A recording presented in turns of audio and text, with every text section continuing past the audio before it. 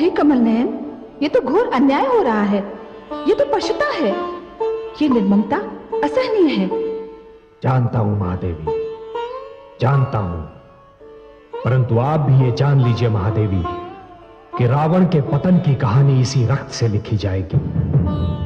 हे महादेवी, हर युग में ये होता रहा है और ऐसा ही होता रहेगा। अत्याचार रक्त की नदियां तो अवश्य बहाता है, किंतु अंत में उन्हीं नदियों में डूब जाता है। परंतु हे कमल नयन, अभी तो ऐसा लग रहा है मानो इन निर्दोषों का रक्त व्यर्थ जा रहा है। नहीं महादेवी, निर्दोषों, निर्बलों और दुखियों का रक्त कभी व्यर्थ नहीं जाता। महादेवी, जिस प्रकार अंधियारी रात्रि सूर्य की एक किरण का भी सामना नहीं कर पाती, उसी प्रकार अत्याचार क्रांति की पहली चिंगारी को भी सहन नहीं कर पाता। दुखियारी मंदोदरी कितनी भली नारी, कितना दुष्ट के चंगुल में फंस गई।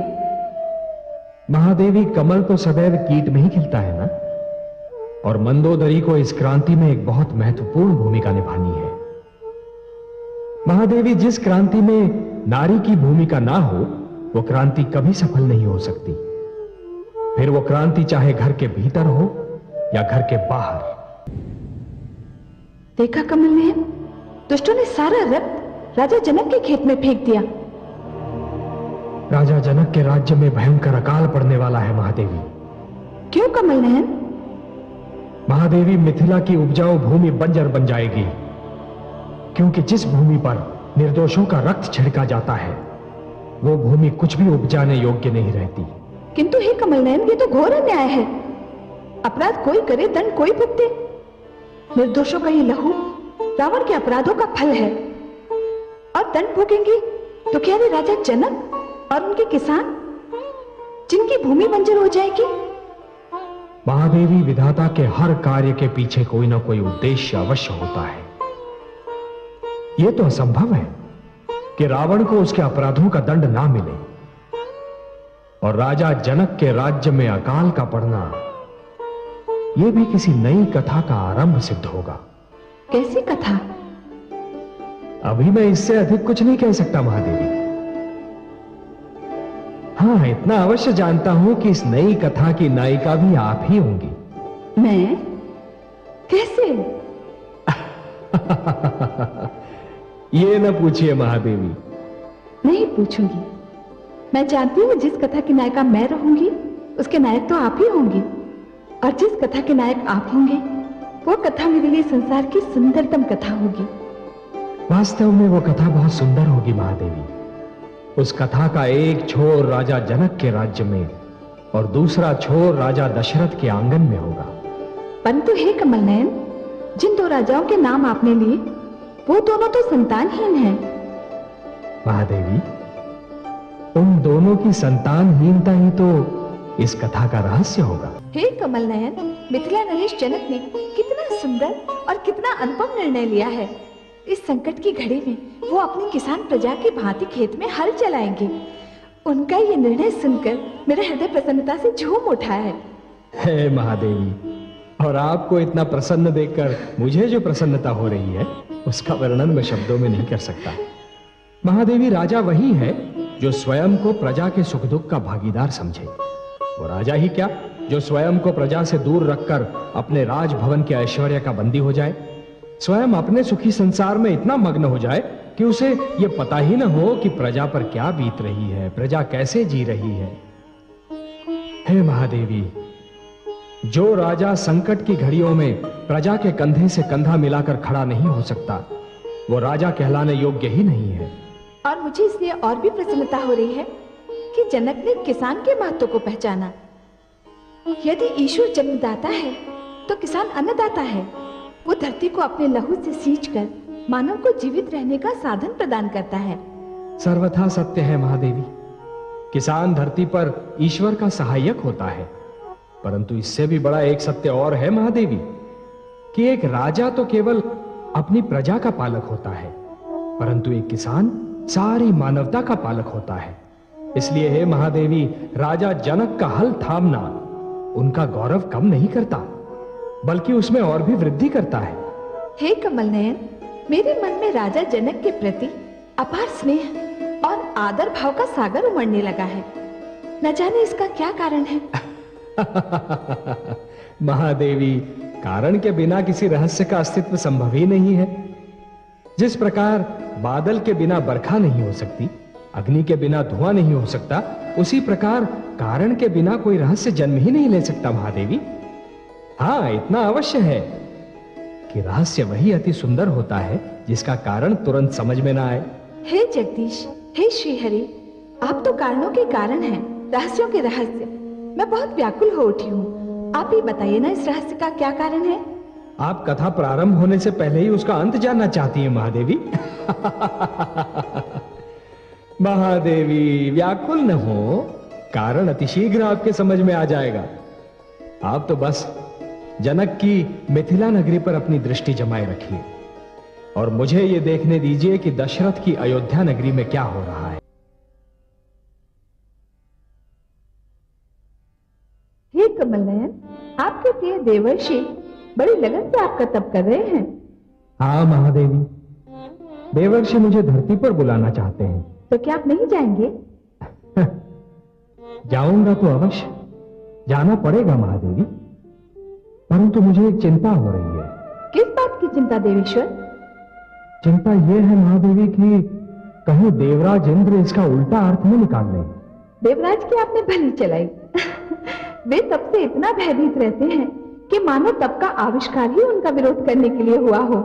क्या किसी ने आसन लगाया, आंखें मूंदी, वहां उनका सिंहासन तोड़ने लगा। महादेवी, आपके मुख से शब्द निकलने की देर थी।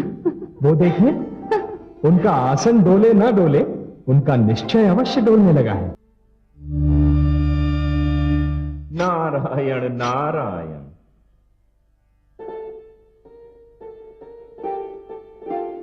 प्रणाम सर्वेश्वर।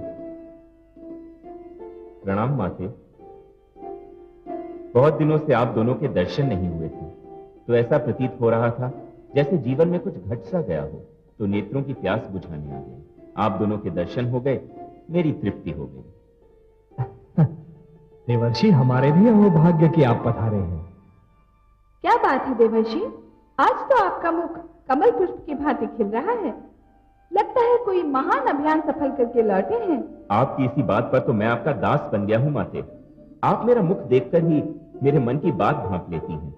धन्य हो माते, आप धन्य हैं, आप महान हैं, जय हो आपकी। अरे देवर्षि, मैं भी तो आपसे स्नेह करता हूं, मुझे भी तो अधिकार है कि आपकी प्रसन्नता का कारण जानूं। हे जगदीश्वर, आपसे क्या छिपा है? आप ब्रह्मांड के सारे रहस्यों के ज्ञाता हैं, आप सब कुछ जानते हैं, फिर भी आप मेरे मुख से सुनना चाहते हैं कि बात क्या है? यही समझ लीजिए देवर्षि, पर बताइए तो सही। और ये भी बताइए कि आज आप कहां से चले आ रहे हैं? मैं कैलाश से आ रहा हूं। शिव शंकर और पार्वती के दर्शन के लिए?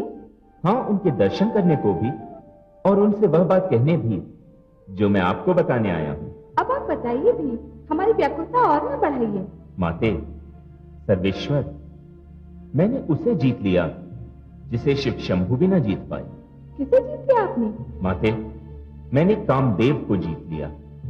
आया था मेरी तपस्या को भंग करने, बड़े बाण चलाए उसने।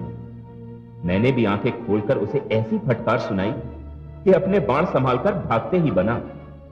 माते, मैंने ये बात शिव शंकर को सुनाई तो उनका मुख उतर गया। माते, काम को जीत पाना कोई सरल कार्य नहीं है। आपने सत्य कहा, मैं अभियान जीत कर आया हूं, अब मुझे किसी का भय नहीं। कामदेव कभी मेरे पास आने का दोबारा साहस नहीं करेगा। अच्छा माते, अच्छा सर्वेश्वर, अब मैं चलता हूं, मुझे अपना तप पूर्ण करना है। प्रणाम सर्वेश्वर। प्रणाम माते। नारायण नारायण। कितनी दुख की बात है कमल नयन, देवर्ष के स्वर से अभिमान टपक रहा था। हाँ महादेवी, देवर्षि के इस व्यवहार ने मुझे भी चिंतित कर दिया है, किंतु मैं देवर्षि को अभिमान के हाथों नष्ट नहीं होने दूंगा।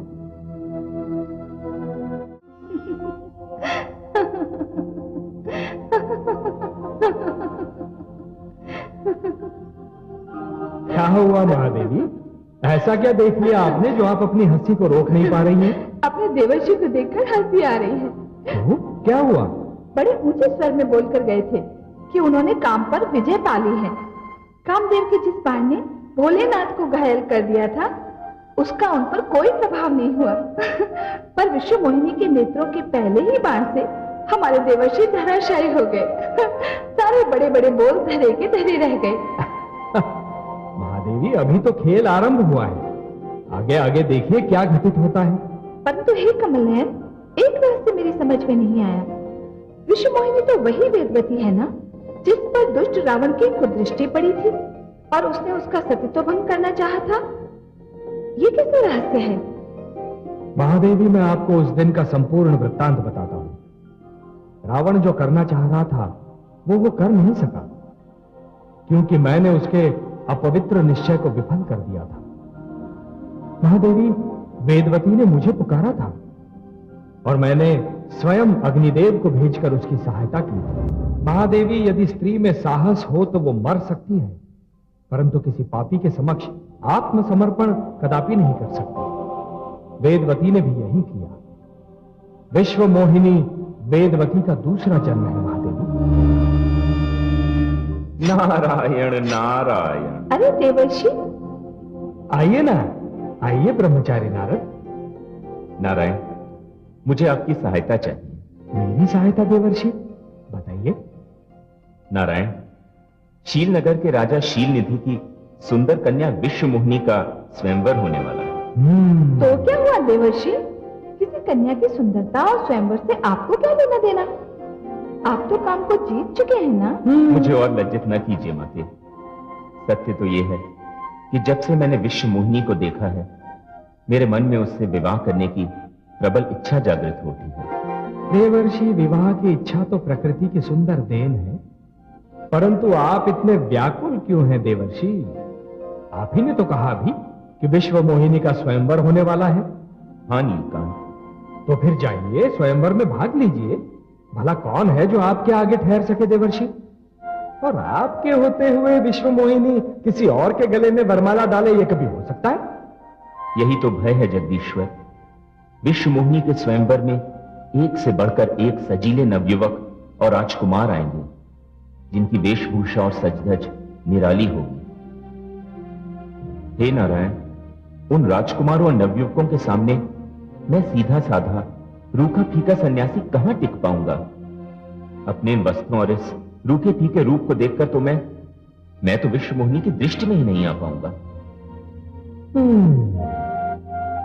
समस्या है देवर्षि, समस्या है, बड़ी विकट समस्या है। तो क्या आप चाहते क्या है देवर्षि?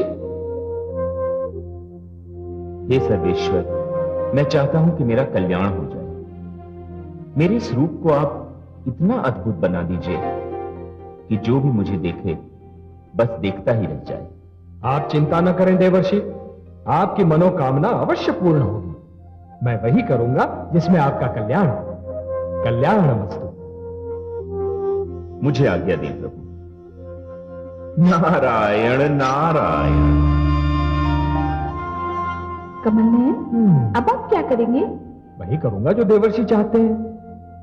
उन्हें जो भी देखेगा बस देखता ही रह जाएगा। कमलनयन, देवर्षि आ रहे हैं। ज्वालामुखी फटने ही वाला है। बहुत क्रोधित दिखाई दे रहे हैं।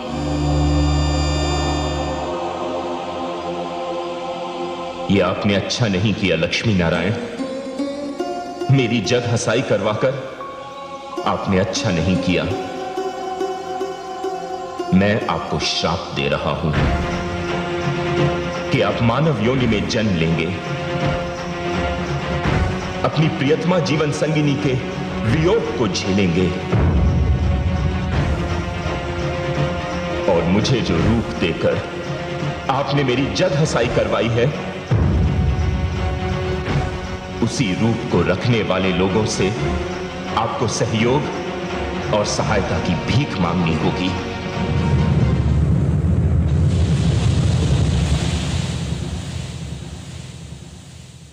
हे लक्ष्मी नारायण, मुझे आज बहुत दुख है। मेरे मन में अत्यंत पीड़ा है। यदि आपको स्वयं विश्वमोहिनी से विवाह करना था तो आपने मुझे प्रोत्साहित ही क्यों किया? मुझे स्वयंवर में भाग लेने के लिए उकसाया ही क्यों? मैंने तो आपसे अपना कल्याण करने की विनती की थी, आपने मुझे उपहास का पात्र बना दिया।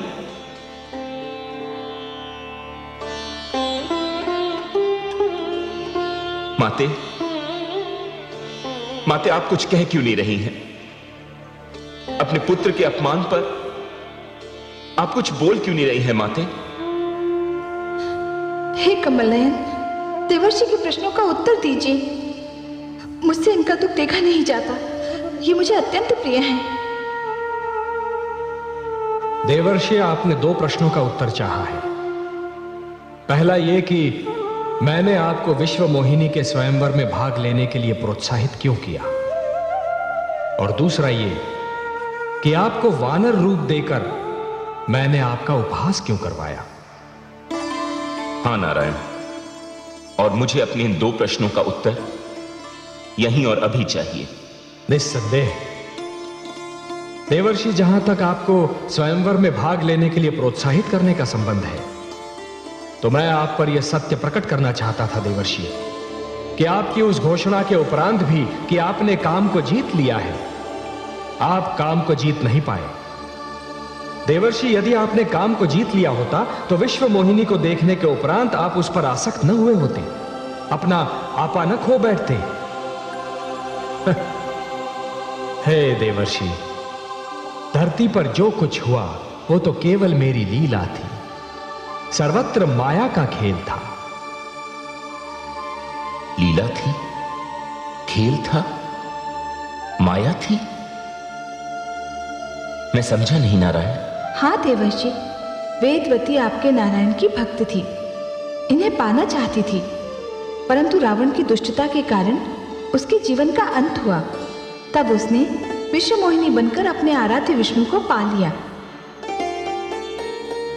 हाँ देवर्षि, देवर्षि नीचे देखिए, जहां आपको शील नगरी दिखाई दी थी, राजा शील का भवन दिखाई दिया था, विश्व मोहिनी का स्वयंवर मंडप दिखाई दे रहा था, अब वहां क्या है?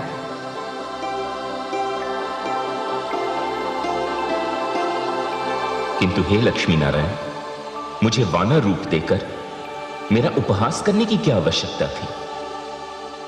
देवर्षि, मैं तो केवल आपको यह बताना चाहता था कि जब किसी व्यक्ति के मन में अहंकार डेरा जमा लेता है तो उसका अच्छा भला रूप भी बिगड़ जाता है। देवर्षि, जब अहंकारी व्यक्ति अहंकार के मद में चूर सिर उठाए और छाती फुलाकर चलने लगता है तो यह भूल जाता है कि उसकी उस चाल और मुद्रा को देखकर बुद्धिमान व्यक्तियों को हंसी आती है। देवर्षि, जिस प्रकार दिए की लौ अपनी ही बाती को धीरे धीरे जलाकर राख करती है, उसी प्रकार ऋषि का अहंकार उसके तेज और तप का नाश करता है।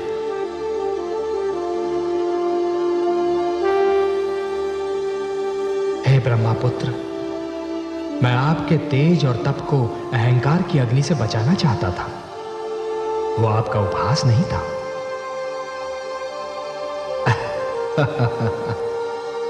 देवर्षि, मैं जानता हूं कि आपके मन से अब अहंकार निकल चुका है। मुझे क्षमा कर दीजिए लक्ष्मी नारायण, मुझे क्षमा कर दीजिए, मुझे क्षमा कर। देवर्षि,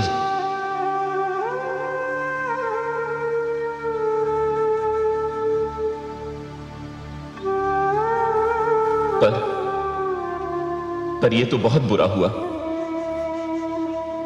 देवर्षि, क्या बुरा हुआ? माते, मैंने अपने उपहास के आवेश में आकर नारायण को मानव योनि में जन्म लेने, पत्नी के वियोग को झेलने और वानरों से सहायता लेने का श्राप दे दिया। अब मैं क्या करूं? अब मैं क्या करूं नारायण? देवर्षि, आपका यह शाप सिर आंखों पर, और आपके इस शाप का एक अंश तो अतिशीघ्र रंग लाएगा। रावण के अत्याचार बढ़ते जा रहे हैं, मानवता करा रही है देवर्षि। और मानवता की कराह को मैं अनसुना नहीं कर सकता। और देवर्षि, यह भी तो संभव है कि आपके इस शाप में भी मानव कल्याण का महान उद्देश्य निहित हो। देवर्षि के शाप से मैं भी तो मुक्त नहीं हूं कमल नयन। महादेवी, हम दोनों को धरती पर जाना होगा। देवर्षि के शाप के कारण मुझे रघुकुल जाना होगा और आपका भी मिथिला नगरी में जाना निश्चित है। महादेवी, आप महाराज शीरध्वज के घर जन्म लेंगी। महाराज शीरध्वज के घर? कौन महाराज शीरध्वज कमल नयन? महादेवी, मिथिला के नरेश राजा जनक का वास्तविक नाम है शीरध्वज। उनके वंश के हर राजा को विदेह या जनक कहकर पुकारा जाता है, क्योंकि उनका आदि पुरुष एक मृतक की देह से जन्मा था। मृतक की देह से? ऐसी विचित्र बात कहकर आपने मेरी उत्सुकता बढ़ा दी है। भला मृतक की देह से कोई जीवित कैसे जन्म ले सकता है? महादेवी, अच्छा होगा कि जिस वंश में आप जन्म लेने वाली हैं उसके विषय में सब कुछ जान लें। मैं जानने के लिए उतावली हो रही हूं कमल नयन। बहुत पहले एक राजा निमि हुआ करते थे, जो बहुत ज्ञानी, विद्वान और प्रतापी थे। एक बार उन्होंने राजसूय यज्ञ करने का निर्णय लिया महादेवी, और उन्होंने अपने कुलगुरु ऋषि वशिष्ठ को पौरोहित्य के लिए आमंत्रित किया। और इस प्रकार ऋषि वशिष्ठ के क्रोध और शाप के कारण राजा निमि का देहांत हो गया। दुख तो यह था महादेवी कि राजा निमि बिना संतान के थे। उनके उपरांत उनके कुल का अंत निश्चित था। उत्तराधिकारी के बिना उनका विशाल राज्य सूना रह गया। पर महादेवी, ऋषि गौतम ने सप्त ऋषियों से सहायता मांगी और उन सब ने मिलकर राजा निमि की मृतदेह से संतान प्राप्ति का अभियान आरंभ कर दिया।